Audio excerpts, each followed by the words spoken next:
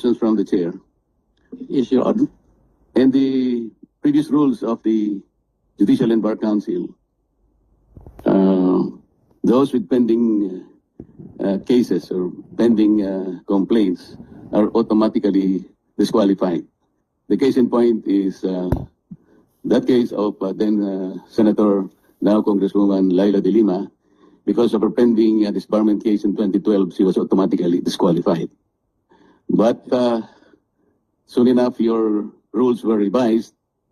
And because of that, under Section 5 of your revised rules, Paragraph B, those with pending administrative cases or complaints before any court, office, tribunal, or government office, agency, or instrumentality, or before the IBP, or any association, disciplinary committee, or body, when in the determination of the council the complaints are serious or grave as to affect their fitness for nomination, ay disqualified lamang po. But again, kung madidetermine ng council na yung complaints are serious or grave as to affect their fitness for nomination. Ang ibig pong sabihin nito, Justice, if the council feels that the complaints are not serious or grave enough to affect their fitness or nomination, hindi po madi-disqualify yung applicants. Is that correct, sir? With respect to disqualifications, there are automatic disqualifications. Like if you have been pending cases in criminal cases in the courts. And yes, Justice, sinasabi ko po yung sa Section 5, which says the following are disqualified from being nominated for appointment in any judicial post or the position of ombudsman, deputy ombudsman. Yes. Ito pong sinabi ko, pero ang kolatilya po, when in the determination of the council, the complaints are serious or grave. Ibig sabihin po, kung hindi serious at saka hindi grave, hindi po siya madi-disqualify. That's right, sir. It pertains to the administrative cases po. If it is pending in the ombudsman, an applicant is automatically disqualified. But with respect to the pending administrative cases or complaints before any office, court, tribunal, or any government office, ito po subject to this discretion of each member. Yan nga po ang ibig ko sabihin, Justice. Hindi automatic. Yun nga po. So, ibig sabihin nito dahil nag-file po ng disbarment si Mayor Sebastian Duterte, yes po. Ibig sabihin po, in the discretion of the council, hindi siya serious or grave enough. Tama po ba? What I heard yesterday was the argument that it refers, the complaint refers to the same act which was in a complaint previously dismissed by the ombudsman or earlier dismissed by the ombudsman. Nag-prevail na reason yesterday. I just cannot disclose the members who gave those reasons, but it prevailed yesterday. Yes, sir. This representation, Justice, filed a sworn opposition to the application of Secretary Rimulya to the office of the Ombudsman on two grounds. Secretary Rimulya publicly announced that he added restitution as requirement to the Witness Protection Program. That requirement does not exist in the law, but he insisted. That, Justice, to my mind, clearly indicates or demonstrates the lack of required legal acumen as well as adherence to the standards of probity befitting an ombudsman. Second, the Secretary's affirmation of the law constitutes a violation of the Code of Professional Responsibility and Accountability. These two grounds, Mr. Justice, are not enough for the JBC to consider. It's like this. We receive your complaint or opposition against Secretary Rimulya. We considered the reasons, but there were two issues yesterday. First was whether or not he is disqualified. And then doon ako pumasok sa, because he was not disqualified, he can be voted upon pumasok na ho dun yung consideration of the merits of your complaint. Doon ho, he was not able to get a unanimous vote. Pero hindi ko na ho masabi ko sino yung mga votante. But they considered the reasons you gave. Your two reasons were very important. We received them, we read them, and we considered them. How did you consider that? How did the council consider this sworn opposition? Ano yun, nasa weight na ho yun, nasa weight. Not sa qualification or disqualification, but on the weight na sa voting ng a considered candidate, nandun na sa weight ho yun. The members, majority are appointed by the president. They considered that it is, they voted, the majority voted for him, so they did not give it much weight. You know, or the opposition. Mr. Justice, one of the overarching principles that guided the creation of the 1987 Constitution is the desire to promote the rule of law, as is stated in our own preamble. Pag sinabi po nating rule of law, this is the guiding post. When somebody affirms that sometimes we can bend the law, you or the JBC took that very lightly, Mr. Justice? No, Your Honor, we, in the interpretation of the law, we can be strict, or we can be, what we call that. For example, in the interpretation of the Constitution, if you are a strict one, they call you an originalist. And if you want to adapt to the times, they call you are a believer of the living Constitution. Ganun daw. We're not interpreting the Constitution, Mr. Justice. I'm asking you whether the rule of law is still the foundation of our Constitution. It is very much the foundation. When somebody affirms that the law can be bended, that is inconsistent with the Constitution. Don't you think so? Yes, I agree with that. But sometimes it depends upon the context of how it is used, the bending of the law, whether it is freely, if they are interpreting it liberally. Did you know how it was used, Mr. Justice? Yes, We were discussing Yes, whether or not restitution yes, Your Honor. is a requirement for an applicant to be processed under the Witness Protection Program. Yes, sir. And suddenly the Secretary of Justice insisted that one requirement is restitution. It is not there. Aware of that, yes. And somebody suggested that sometimes the law should be bent. That was the context, Mr. Justice. I heard it, Your Honor. I saw it on And if you hear it from no less than the Secretary of Justice, abrogating all the cornerstones of our belief in ourselves, in our Constitution, then you still include him as an applicant to the Ombudsman. Somebody who will preside over the lives, the properties and liberties of every citizen of this country. You take light of that. The JBC will take light of that, Mr. Justice. the majority considered it as slight. So the majority The majority. took light of the opposition of a senator of this republic, Mr. Justice. That is a fact, Your Honor. And six of them,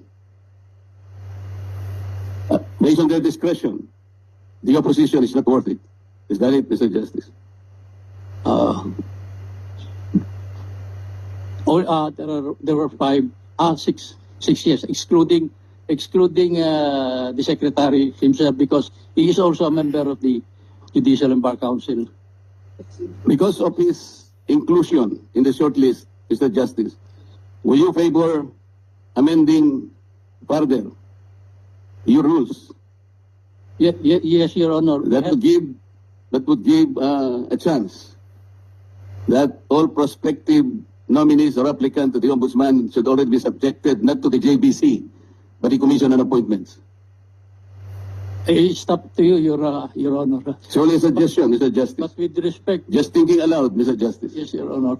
With respect to the JBC, we have set tomorrow up to Friday to review and amend the internal rules of the JBC, considering past incidents, and we are inviting the public to submit their recommendations. So it will be a 3-day workshop to amend the internal rules of the Judicial and Bar Council. What would you think of the public thinking that somebody who affirmed that sometimes we should bend the law become the Ombudsman of this Republic? Uh, I do not have time really to read the social media, but my position is different. I am a believer of the rule of law. I was a justice for several years at a regional trial court. When I was a regional trial court, I adhered to precedents. Also, when I was a justice in the Court of Appeals, I adhered to the precedents. When I was in the Supreme Court, whenever I make a ruling, I was very aware that our decisions will be considered as precedents by those following us. So that's my experience being in the judiciary. That's why I believe in the rule of law. Thank you, Mr. Justice. Any more questions from the floor? Mr. Chair. Yes, Assistant Majority Leader. Thank you, Mr. Chair. Good morning, Mr. Justice. Morning. The Ombudsman position has been vacant since July 27, 2025. In other words, the JBC is not a mere rubber stamp. Is that correct? I mean, its job is not merely to ensure that it ticks off all the requirements or deletes in the case of disqualifications. So otherwise, the Constitution wouldn't require such stringent qualifications for one to become a JBC member. Isn't that correct, Paul? Isn't it, though, before applicants should have already qualified on the last day of the application? I heard this is a practice for regular applicants for the judiciary, the RTC. Why change it for some people? Why does the JBC keep changing its rules? Does the JBC favor someone? Why qualify an applicant on the very last day of final deliberations? I refer to the case of Attorney Logan, who was only issued an ombudsman clearance on October 6th, the same day the shortlist was released and sent to the office of the president due to 2 pending ombudsman cases. Why were the rules suddenly changed in her favor? Actually, Your Honor,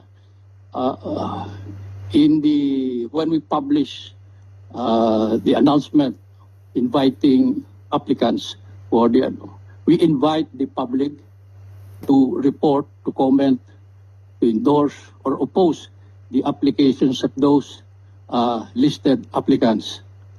Not all submit their oppositions on time. There are those who submit their clearances when they apply. There are those who reserve or they ask for time to submit their clearances. And after that, there are also oppositions, complaints against the applicants. And in our experience, most of the complaints they're not that serious as to disqualify a candidate. So we consider every opposition, we ask them to comment, to comply with the due process requirement of the Constitution. So they are asked to comment. The last day, because of our experience of complainants or oppositors filing their complaints and opposition during the last week or the last few days of the final deliberation, we deem it unfair if we will automatically disqualify them. Justice. So we have to study if the matter is very serious or not. Yes, Justice, but you made mention of a list of absolute requirements, which contains, among others, a clearance of the ombudsman. Surely that doesn't require an oppositor to file with the JBC. Surely that is of note. Why was Attorney Logan considered, given that the ombudsman clearance was only given on the same day, yesterday, when the shortlist was given? The deadline had long passed. Why is the JBC changing its rules to favor certain people? It's still within the rules, Your Honor. Before the voting, they should, if they can submit a clearance, they can be qualified and can be Even on the same day, po. same day. Because they're given to understand that the required documents are supposed to have been submitted in September, as is usual with regular judges in ordinary courts. Yes, sir. With respect to judges, we have considered it to be the last day because there are so many good judges. So there's a distinction, po. When The they- ombudsman is special, and regular judges have to comply with the rules. No, they have the same the same qualification if they have a But pending. there was a deadline for the requirements to be submitted in September. Well- A deadline that was actually extended repeatedly. Yes. It is on the last day of we call it the final deliberation. If they can submit a clearance, they can be considered with respect to. Several dates were given po. In September, I recall. Yes, Your Honor. In any case, did you participate, given that you were reappointed twice? Did you participate in the proceedings in the shortlisting of the ombudsman candidates po?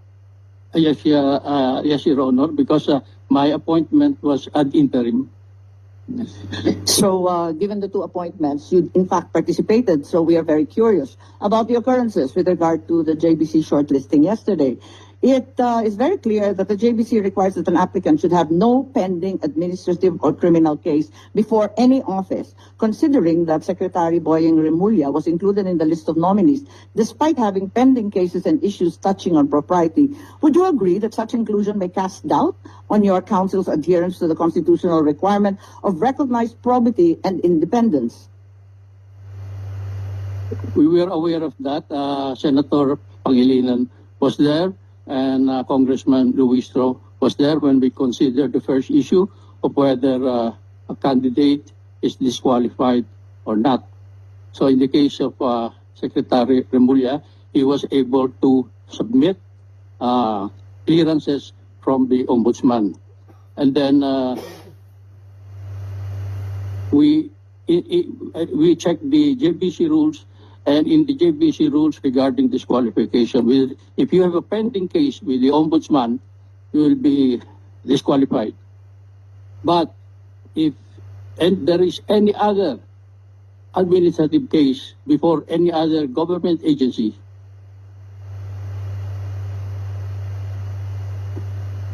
it will be subject to the discretion and evaluation of the individual members. It is only, I do not know why the administrative cases of pending before the ombudsman are different from the other agencies, but that is the rule. And But surely you're aware that the pending cases were not merely administrative, but in fact criminal. And we can hardly say that recognized probity is in fact upheld. Mr. Lord, that is, we are aware of that, but he was able to obtain a clearance. So, Matter of fact, some of these cases arose before Secretary Remulla made his intentions known that he intended to become ombudsman. Is this a person of recognized probity? Also, a lifelong politician? Is this a person of recognized independence?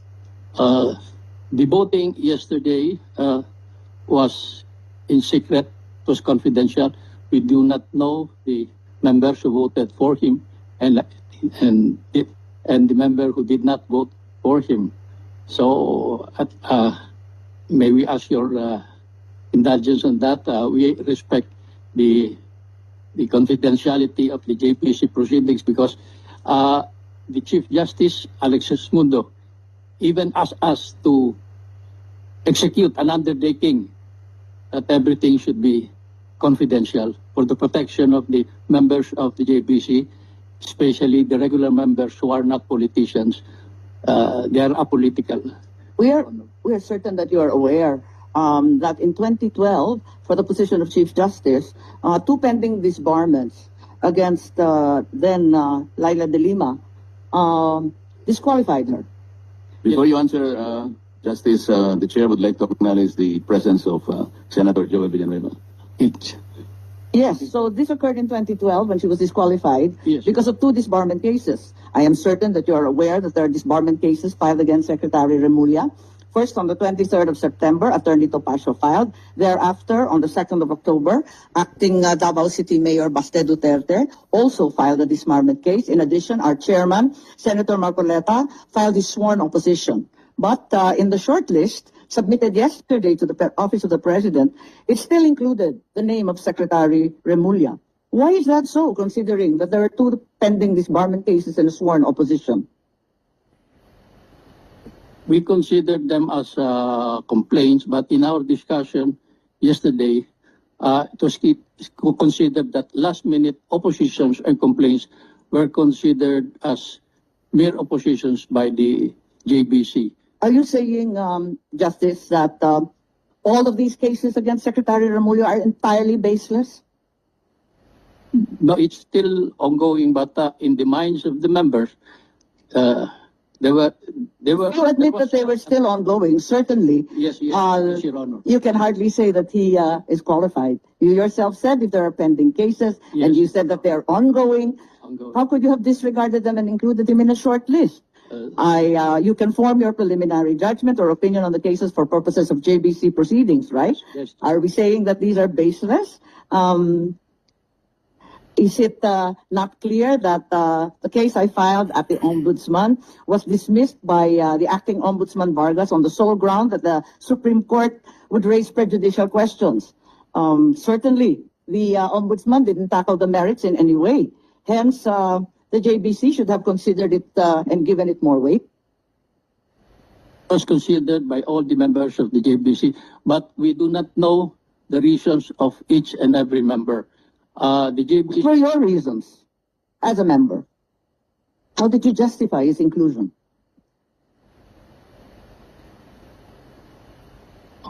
He was able to secure a clearance with respect to the criminal cases. And then,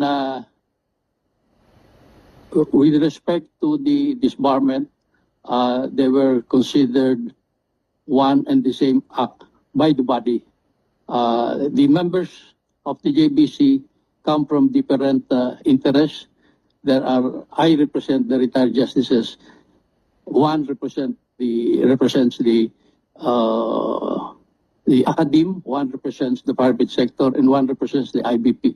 The government is represented, the Senate is represented by. Sir, we're aware of the different sectors represented in the JBC, and we are certain that they're all qualified and fit. However, given the cases that were pending, what will happen as a former Supreme Court justice if the Supreme Court decides that no prejudicial question exists and that the Ombudsman should have resolved the Remulla cases on its merits? Do you think that Secretary Remulla can ever be fair in deciding the cases against himself, now sitting as Ombudsman? If he inhibits, do you think that it will allay any notion of partially considering that it is still his underlings who will finally decide? Does that not put us in an untenable position? Yes, Your Honor, I agree that he has to inhibit himself, but he's in a position to, as the Ombudsman, he is in a position to influence the deputies if who will replace him if he inhibits himself. But there are so many factors, and we cannot at this time predict what those factors are. But the human factor is very important. Their background, their sense of justice, like that. Would not that be the same problem if the decision on the two disbarment cases is adverse to Secretary Remulla? How can it be enforced, considering that he is an impeachable officer? Did the JBC not take this into account? We took this into account, Your Honor. We know that there is a process. With respect to disbarment, sometimes they are directly filed with the IBP, and then it is referred to the council or the committee in the IBP, and then if they have finding already, it will go to the Board of Governors. And all their findings are recommendatory. It is after the Board of Governors of the IBP, they will recommend to the Supreme Court. The Supreme Court will be the final arbiter. Yes, Justice Mendoza, we're aware of the process. Merely that it appears that the JBC did not adequately take into consideration all these issues. We are aware, Mr. Chairman and Justice Mendoza, of the tremendous pressure upon the JBC. However, it's apparent that the JBC subverted its own rules and really performed extraordinary leniency in the case of at least two applicants, by which we're totally perplexed and rather alarmed for its future performance. That's all, Mr. Chair. Thank you very much, Justice Mendoza.